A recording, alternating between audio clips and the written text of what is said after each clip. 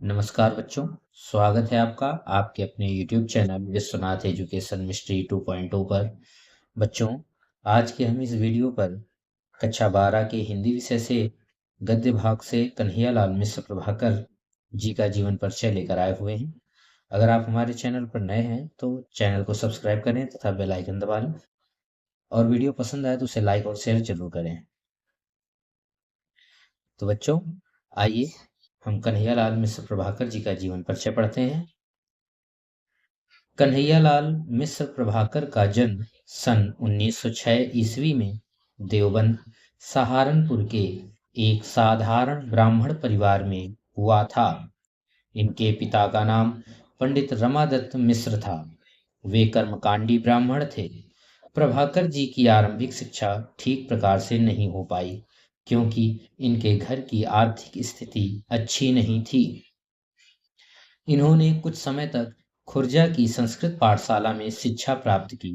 वहां पर राष्ट्रीय नेता आसफ अली का व्याख्यान सुनकर ये इतने प्रभावित हुए कि परीक्षा बीच में ही छोड़कर चले आए और राष्ट्रीय आंदोलन में कूद पड़े। सन 1930 ईस्वी से 1932 ईस्वी तक और सन 1942 ईस्वी में ये जेल में रहे।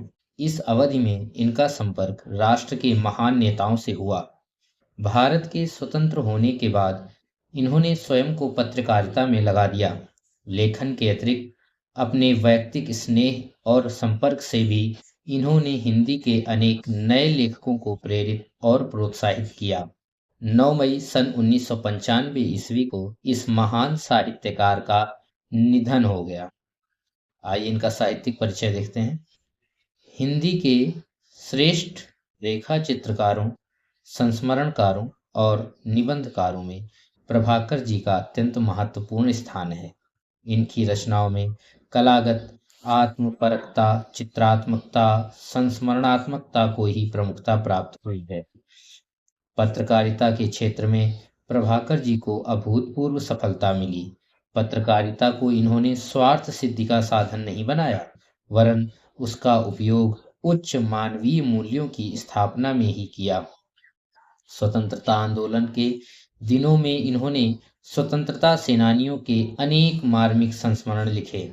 इन संस्मरणों में भारत के स्वाधीनता संग्राम का इतिहास स्पष्ट हुआ और इनमें युगीन परिस्थितियों और समस्याओं का सजीव चित्रण भी हुआ।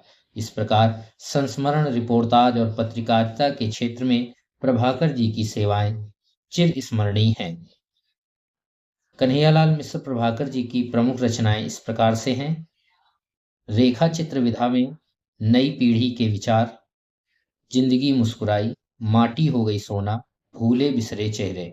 लघु कथा इनके हैं आकाश के तारे, धरती के फूल। संस्मरण विधा में दीप जले शंख बजे।